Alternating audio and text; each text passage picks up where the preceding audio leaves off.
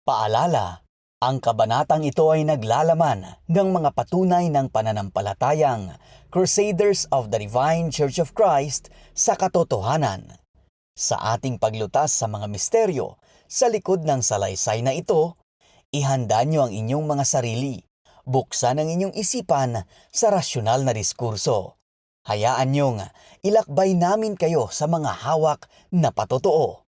Ihanda ninyo ang inyong mga sarili dahil panahon na para mapakinggan at bigyang daan ang boses ng krusado.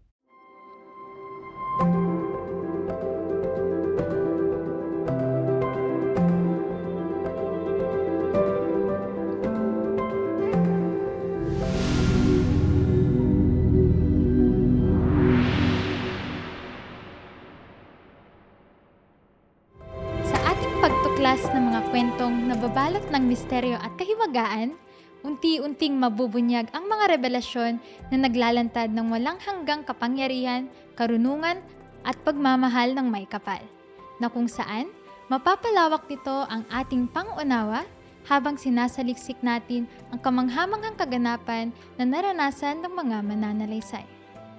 Mapagpalang araw sa lahat ng ating mga tagapakinig saang magsulok ng mundo. Ako si Maria Lourdes Joy Saril, isang krusadong Isabelino, at ako ang inyong gabay sa paglalakbay na ito. Sa araw na ito, isang kwento na naman ang ating sisiyasatin at tatalakayin na nababalot ng misteryo at kahiwagaan.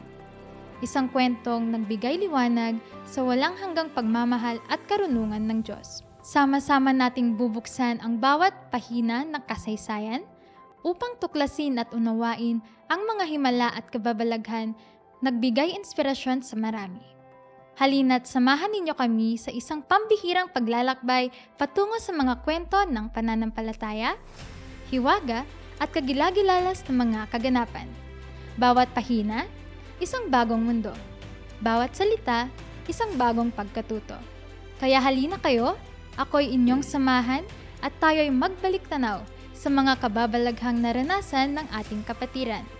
Upang muling buhayin ang mga kwento ng hiwaga, ito ang Timek di Cruzado. Samot-saring mga kwento na ang ating natalakay mula nang magsimula ang programang ito. At iba't ibang kababalaghan din ang ating natunghayan mula sa mga karanasan ng ating mga kapwa krusado. Kaya't sa pagkakataong ito, bubuksan natin ang panibagong kwento na magdadala sa atin sa isang makabagbag damdaming paglalakbay. Ihahandog natin ang mga karanasang naranasan ng isang sundalo ng Diyos na tubong Isabela. Sa pagkakataong ito, kasama ko ang Archbishop ng Isabela Ifugao, si Monsignor Esmeraldo Catiwa, isang Novo Ecihanong mula sa Rizal, Nueva Ecija.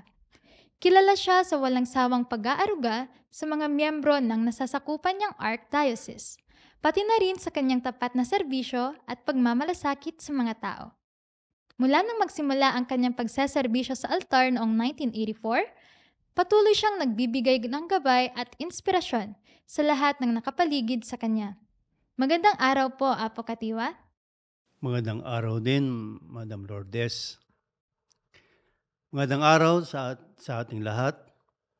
Ako po ay lubos na nagagalak at makasama kayo sa araw na ito. Nais kong ipahayag ang aking taus-pusong pasasalamat sa iyong pag-aanyaya sa akin. At umasa akong ang ating pag-uusapan ngayon ay magbibigay ng higit pang liwanag at pag-unawa sa ating pananampalataya. Apo, maaari po bang ibahagi ninyo sa amin ang kwento kung paano at bakit ninyo pinili ang landas patungo sa pagiging alagad ng Diyos? Ano po ang nag-udyok sa inyo, Apo, na iwan ang mga pangkaraniwang pangarap at yakapin ang tawag ng Diyos para sa isang buhay ng serbisyo at dedikasyon? Sa totoo na yan, Madam Lourdes, isa rin ako sa taong nakaranas ng kababalaghan at kapangyarihan ni Amarsyam noon. 17 taon ko lang ako nang nagkasakit at ibang-ibang doktor ang tumingin sa akin, ngunit hindi ako gumagaling. Hanggang sa napagdesisyonan ng aking pamilya, naipunta ako kay Apo Lakay. At doon ako'y tuluyang gumaling. Makalipas ang ilang buwan mula nang nangyari yun, pumasok na ako sa seminaryo at patuloy na naglilingkod kay Apulacay. Wow! Nakakamangha ng ating butihing arsobispo pala ay nakaranas din ng kababalaghan ni Apo Lakay. Ngunit nung kabataan ninyo, Apo, ganap na po ba kayong krusado noon? O Madam Lourdes, aktibo akong krusado noon. Sa katunayan, isa akong sekretary ng chapter natin ng Kabataan Federation ng aming chapter noon sa Quirino Archdiocese. Ngayon po, Apo, bilang tumatayong ama ng pinakamalaking archdiocese ng pananampalataya, paano ninyo mailalarawan ang karanasan ninyo sa pamumuno at paglilingkod sa inyong nasasakupan? Yun nga, Ma'am Lourdes, napakalawak ang Isabela Ifugao Archdiocese natin. Ang pamumuno ng isang malawak na archdiocese ay isang puno ng mga hamon. Ngunit ito rin ay nagdadala ng malaking kasiyahan sa aking puso. Tulad na lamang na marami tayong kapatiran ang muling magbabalik loob sa pananampalataya. Nakakatuwa rin sa patuloy na magiging progresibo ang pagsasayos ng ating Mula sa Puso program. Umasa ako na ang mga pagsisikap na ito ay nagpapatuloy at magdadala pa ng mas marami pang biyaya at pag-unlad sa ating archdiocese. Tunay na kamangha-mangha ang inyong mga naisalab na pagbabago at pagsisikap, Apo. Ang mga ito ay nagpapakita ng tunay na dedikasyon sa paglilingkod at pananampalataya. Ang mga pagbabago sa inyong archdiocese ay isang inspirasyon sa lahat ng nakikinig sa atin ngayon. Ngayon, atin na ngang pakinggan ang isang kwento ng puno ng kagilagilalas na karanasan at mensahe ng pag-asa. Makakapanayan po natin ngayong hapon si Ginoong Edgar Dumencel, isang pangunahing saksi na may malalim na karanasan sa mga kagilagilalas na gawa ni Ama RSM.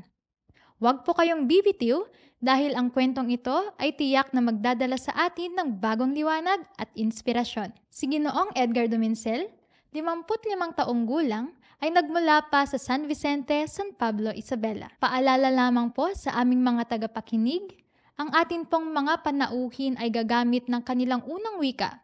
Ito po ay wikang Iloko. Naimbag nga aldaw mo, Sir Edgar?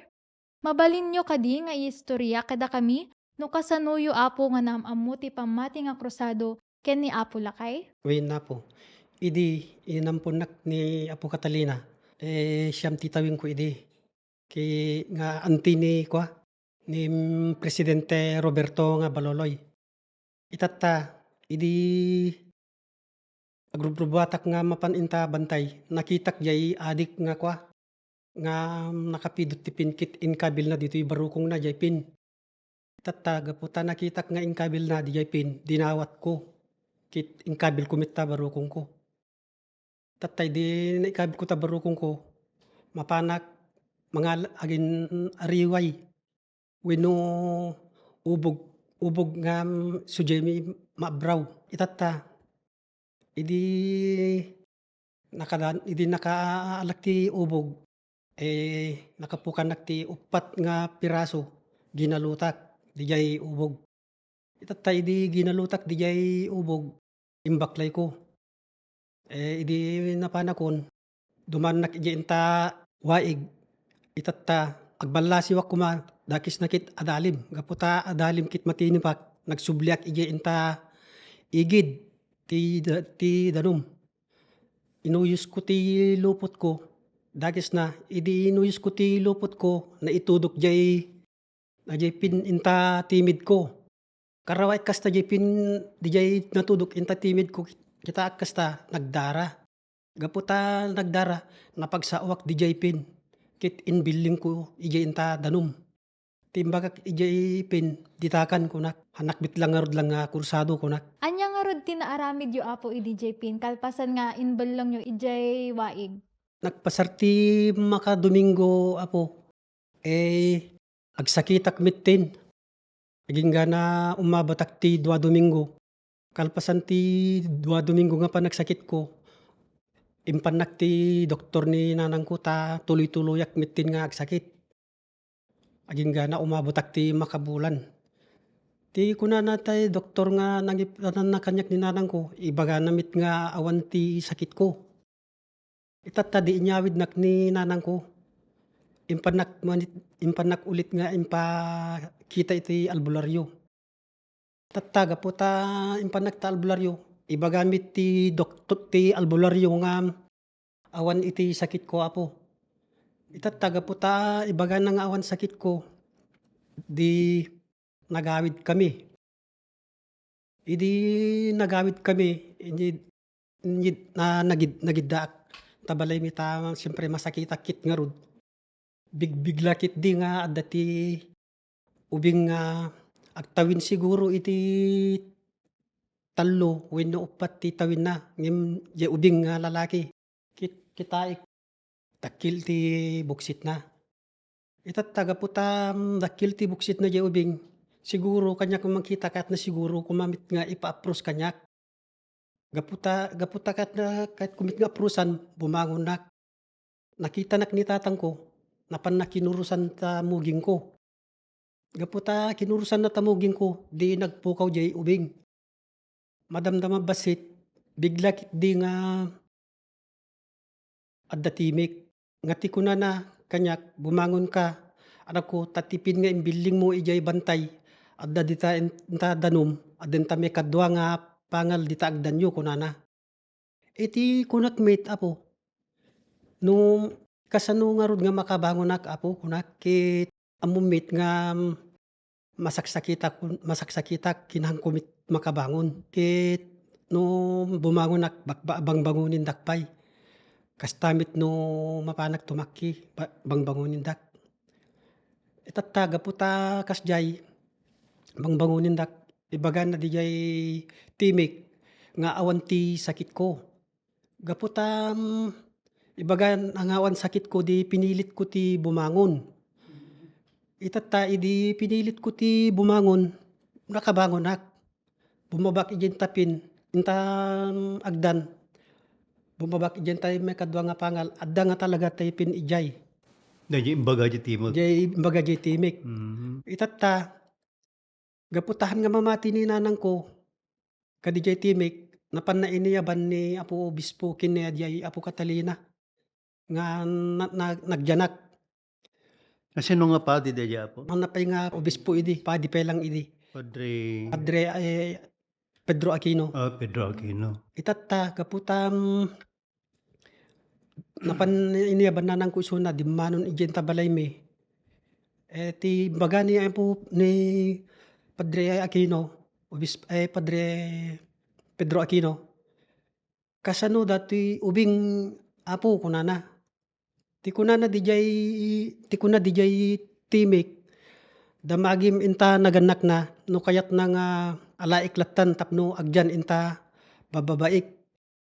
Ti kunana di jay ti sumbat ni nanang ko, dikit nga rod matay deta ubing kunana. Ti kunana na di jay timik, awan ti imbagak nga kasta no dikit di sika tinangibaga kunana. Ti naibaga ni nanang ko, isirrik kulatan tapno makitak pa iso na kit agsirbiking ka. Isirrek ti krusado. Wen na po, kasjay ti kunana ni nanang ko. Itatta, idi inala na ni Obispo ni Padre Pedro Aquino di jay pin, kit ingkabil ng tabarukong ko. Ti kuna di jay timik, saan pay nga anay nga kursado, pagsapatain to, kunana di jay timik, kit isumit ti panagpukaw na di jay timikin. Nagpukaw ka dayay. Idiin baga na nga agsapatakan to apo. Nagsapata ka ba nga sigsigod idi mo dagdagos? Saan pay apo, ta nagpasarap ta siyempre, hanak na kapsutak pay, hanak pay makarecover nga, hanak pay makarecover ta, siyempre na makabulan nak nga nagsakit. Naabot ko pay ti nasurok nga makadomingo tapno makarecoverak. Itatta idi makarecoverak, makayak mitin ti mapan makimisa. Napanak na kimisa, isumit jay ti panagsapatakon. Ajay pin mo apo, adda pay kanyam? At dapay lang apo, iso dati ni. Dati imbiling ko idi. Ganda nga na po. Apo di ka unaan iti ya. Nga dahito kay tipin. Nga iso dahito apo di jay pin nga nang sugat ken imbeldeng na iti karayan daytoy nga pin. Jay waig na nga Di inbelan. waig. Pero Apa. nagsubli gapu iti timek nga nangibaga nga aday jay may kadunga-tugad jay agdan. Wen na So po. daytoy apo. Wen. Anatin nangyari kanyam apo, wenno napasamak kanyam, idi kalpasan ajay nga nagbalin kan nga miyembro. Idi nakasapatakan. Idi nakasapataak talaga makayak mitin ti Nagtrabaho. ti Makapigsakan. mapawayak mitin ti mapan agdigos di karayan mi. Napanak nagdigos sa jay inta karayan mi ngem awan pay ti intik si jay di ta rugrugyanan dapay lang nga kwa nga aramidin di jay rupa di jay padanom mi. Itatta di jay nagdigos na inuyos ko ti lupot ko. Kwa inikat ko jay pinkit inrabaw ko inta rabaw ti bato. Tatay dinalpasak nagdigos. Nagluputak sak nagawid. Idi nakadano naktabalay mi. Agtugtugawak abukit biglakit di nga anak ko nalipatan nakon ko na titimik. Isu di jay apo nga nakigtutak tipin inta barukong ko awan. Isu nga nagsubliak nga pangko inala jay inta karayan. Dakis na tayam idi dumanak jay karayan isumit gayam di jay idurun ti bulldozer di jay batungan ng irabawak. Isu nga pinasarding ko jay bulldozer ta napan ko inala datoy pin. Tapno isu nga inala katipin kit nagawid akmit lang. Isu nga isu nga naala katipin. Sir Edgar di jay duwa nga boses da niya may kadwa nga boses da jay panakalipat mo. Wen bali namin. Nagdius ka. Tiyan mo siguro awan ti timek din. Wen apo Ngem apay tabigla nga itinabatim jay pin. At daman ni sunan. Ijay karayan jay ti rabaw ti bato. Imbaga na ti timek Daman king di ka nga boses. nalipatak. nalipatam. Iso nga napangga ulit Napagkulit jay Okay. Kahit naalam din nga pinaya. wen apo. At dapay ba apo ti sabali nga pasamak pamaneknek ti pamatim? At dapay apo ta babain iti panagkumang ko. Agdaldalusak ijay lawlaw ti mais ko. Ti nga aldaw. Damit ti bakit nga lumabas. Ijay inta igit ta kumang ko. Ngam nalapsat na di nga bakit? Han munay nga kwa na Atidug atidug tibok na nga medyo ubanan. Itatta nakita na dati pin ko nga nakasabit inta tingid ko. Biglakit din nga dinamag na kanyak. Anak ko si bibiyag pay dijay lakay nga dati rosas inta barukong na kunana kanyak. Wen ina kunak ampay kadi kunak. Jus dijay kunana. Itatta gaputa kasjeti sao nakasanom nga ibaga nga jus. Ina kunak. Ti kunana ki dijay lakay nga dati rosas tabarukong na mapan damo na nga mapan mang mission ditoy kunana. Iti inta manikit kunana tati yanti Manikit nga lugar. wen. Tati imuna kunana nga simbaan ti nga pinatakdir ti kursado saan nga ditoy San Vicente no dikit ditoy manikit kunana. Iso ti nakaamuam nga Isu- manikit ti wen- unang Nga chapter. Wen na po. chapter ti Bago San Vicente. Wen na po. Itata di baga na dijay bakit nga ijay ti muna ti nakapatakdiran ti simbaan. Ibagam kitain nakto anak ko kunana dijay bakit ta ipakamok to kadagiti anak ko manugang ko kin dumapay nga kakabagyak. Sa pulin na kitain nakto kunana. Dijay lakay nga dati rosas inta barukong na. Napan gaputan dakil dijay danom. Hanama iba man na makabalasyo dijay karison. Dijay lakay nga dati sabong ti rosas inta barukong na napan na dinipaan dijay danom. Kit na bisingay. Iso ti istorya di bakit? Wen isu timbaga na jay bakit itata gaputa nabisngay jay danom nakalasat dijay karison. Kitata dijay bakit nga mangibaga nga dijay lakay nga nang bisngay ti nakakita DJ bakit nga kuan nakadanon ijay inta igid ti karayan. Na DJ saka na naidapaw na ijay inta danom. Isu nga pinayapayan DJ lakay nga nakadippa inta tinga ti danom. Ket nakalasat DJ bakit. Gapu ta adapay ti 20 wenno 30 nga sumarsaruno nga ka-DJ nga bakit. Adayo dapay isu nga pimmanaw DJ lakay nga Dapay. nakadippa Nagsubli jay isu nga nagsubli jay nagtangitmit lang jay danom. So di bakit nga rod tinakakita kad di lakay, hindi naramid di lakay, hindi nagdipa di tingat ti karayan, nagbisngay day jay danom. Wen. Kaya di bakit nga day jay nagistorya, Isu iso natin- tilimasat jay. Isu ti kaudyan nga Sa lumasat. tika mo dyan. So kahit nga sawan nakita na, iso nga na istorya nakita. Ngimhan na nga membro DJ apo. Saan nga membro Haan day di nga bakit? Haan. Okay. No membro ko maapo di baga na kumakanyak nga Krusado nga akmet. kusado akmet ko na na jakit sa Samet. amit. Ajay idi inbaga na ajay bakat. Ay nanti inbaga na apo. Ana nga lugar ti pakakitaan nyo kano kumakanya na. Kitain nakto ti malik ngamin apo. Hang ko nga dina magtinagan na no dikit di imbaga na lang kanyak nga kitain nakto ti simmano. Kunana. Idi kanayo nakmet ijay simmano. Duamit gayam nga baryo nagsina jay Surkin Norte. Okay lang kumano nagdikit. Kit talaga mit nga nagsina.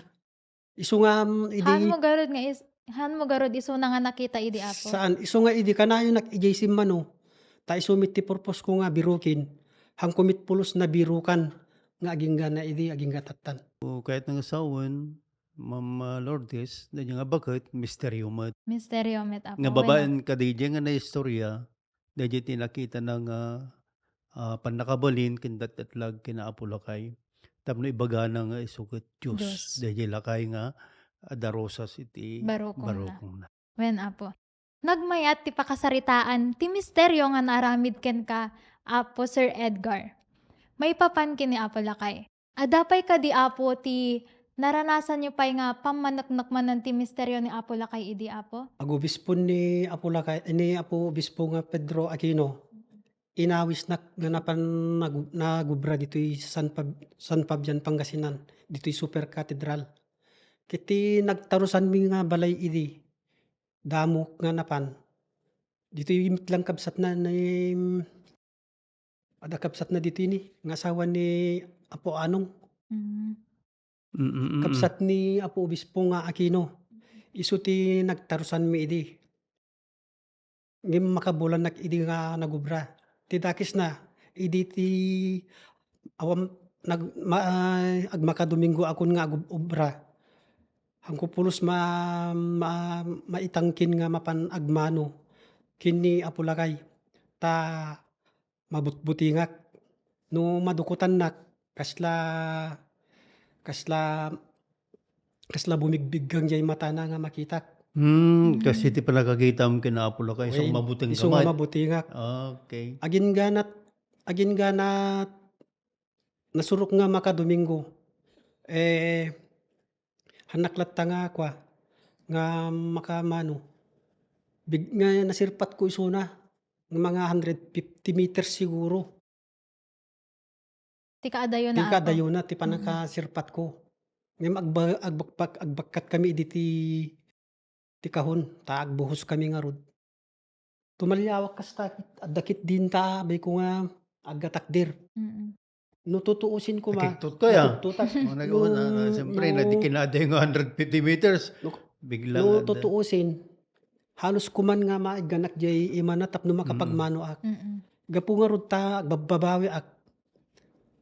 Nga nakakita kinya na ulo manipod baba unta saka na yang sumabsabay pa jay panagbabawi nga na yanak dito'y rabaw niya padaga kin makonkonsensya ak kadagay panang hangko pa namat pati ka jay naganak ko idi isu nga amin nagijay imbabawi aging nga nalpas ko nga imbabawi sakbay pa lang nga nakapagmano ak kinapulakay na ibabawik di jay ngem pimmano na pula kay kanya intaabay kon nakitak isunan nga dati 5 nga metro na ti kadayo na sakbay nga Napamukinamakan. kinamakam nga nakapagmanok dinto nga halos ko mga Kasi DJ ka, si sa Digmon. diyan No? nga kasidig na Kasadiglan diya kanya mo. nakapagmanok ko ma. Kit DJ lang apo iti nasaksak nga naaramid kanyak manipod panag panakakita kini Apolakay. Anya Daki tinariknam apo idi kalpasan nga nakapagmano ka kini Apo Lakay. kasla na bang aranak apo. Kitin idin nagsaritan ni Apolakay. Nangig ko jay timik na kindi jay timik idi nga nang Di na 9 years old ka. idi 9 years old ak nangig ko isumit gayam ni Apolakay. Isu nga nakigturak nga ni Apolakay gayam kit DJ Timik isu namit lang gayam. So, sumot lang gayam ni Apulakay. Ay timok idi 9 years old nga mandarking ka. Na Apulakay di personal nan. Gapu di pa nagtimok na Di king wen ka. ako DJ pa ngem DJ idin tinaudi nga guys, panakakita. Dakkel nga panakabalin dito. Nagmayat nga Anyway. misteryo tinay parang kanya na apo. Ta boses man adayin. Tunay ngang napaka-misteryo ni Apo Lakay. Yun nga, narinig na natin, Ma'am Lourdes yung istorya ni Sir Edgar. Siyang tunay talaga. Sa kwenteng binahagi sa atin ni Sir Edgar, ating nalaman na napakasagrado ng pin nating mga krusado. Diba? Yung pin lang napakasagrado na. Dahil sabi nga sa banal na kasulatan, sa aklat, sa pahayag chapter 2 verse 17, na kanyang sinabi, ang may pakinig ay makinig sa sinasabi ng Espiritu sa mga iglesia. Ang magtagumpay at bibigyan ko naman ng natatago, at siya'y bibigyan ko ng isang batong puti, at bato at may nakasulat na isang bagong pangalan na walang makakaalam kundi yaong tumatanggap. Hindi lamang ito isang kapirasong bato ninalagay natin sa ating mga dibdib, kundi isang simbolo ng ating pananampalataya at dedikasyon sa ating Ama RSM. Totoo po yun, Apo. Akin ring napagtanto na ang pin na ito ay hindi lamang ating pagkakakilanlan. Bagkus, isang kabalikat natin at gabay sa lahat ng mga lugar na ating pupuntahan. Oo, tama, Madam Lourdes. Ang pin ay nagbibigay sa atin ng patuloy na alaala ng ating misyon bilang isang krusado. Kapag isunuot natin ito, hindi lamang tayo ay nagpapakita ng ating pagkakaugnay kay RSM. At hindi ba't ito rin po ay isang pahayag ng ating tiwala na kahit sa gitna ng mga pagsubok, si Ama RSM ay palaging kasama po natin? Tumpak yan, Madam Lourdes. Talagang pagsapin, kasi ang salita ng pin ay kapangyarihan ng Diyos din yan. Ang pin ay isang paalala ng Diyos ng kabila ng lahat ng pagsubok at kahirapan ay hindi tayo iniiwan. Ang kanyang presensya ay palaging naroon upang gabayan tayo at bigyan tayo ng lakas. Sa bawat pagkakataon, tayo nakakaranas ng mga pagsubok. Diba? Maraming pagsubok yan. Ang pin ay nagsisilbing tanda na si Apo Lakay laging nariyan upang suportahan tayo. Ito nga isa sa mga tunay niya na palagi siyang nandiyan upang gabayan tayong mga anak niya. Sa kahit anumang ating tinatahak sa buhay, dahil hanggat maari, ayaw ng Diyos na may isang anak siyang mapunta sa maling landas. Yung maling landas talagang hindi kagustuhan ng Panginoon. Ito ay isang paalala na ating koneksyon sa Diyos at kanyang hindi nagmamaliw na pagmamahal sa atin. Kaya't sa bawat araw na tayo'y nakasuot nito, tayo magiging higit na malapit sa Diyos at ating misyon bilang mga krusado. Si Sir Edgar ay 19 na taon nang nagseserbisyo bilang honor guard ng ating simbahan. Isang tapat na sundalo ng Diyos. Sa kabila ng mga pagsubok, ang kanyang dedikasyon at pananampalataya ay nagpapatunay sa kahalagahan ng ating pin sa buhay ng isang krusado. Tunay ngang ang mga kwentong ibinahagi ninyo ngayon, Sir Edgar, ay napaka-inspiring. Bilang isang kabataang naglilingkod sa ating pananampalataya, pinasigla ninyo akong magpatuloy sa ating misyon. Naway ang ating mga tagapakinig sa hapong ito ay na-inspire rin sa kwentong ibinahagi sa atin ni Sir Edgar at mas lalo pa silang maging masigasig sa pagsisilbi sa pananampalataya. Sa pagsasara ng isa na namang nakagigilalas na kwentong puno ng hiwaga, naway magpatuloy tayong magsikap at manatiling tapat sa ating pananampalataya. Ang PIN ay hindi lamang isang simbolo, kundi isang mahalagang bahagi ng ating paglalakbay bilang krusado. Ang ating dedikasyon sa Diyos at sa simbahan ay nagbibigay lakas sa atin upang ipagpatuloy ang ating misyon at maging inspirasyon sa iba. Maraming salamat sa inyong pakikinig at sa pagiging bahagi ng ating pagtuklas sa kahiwagaang nababalot sa ating PIN.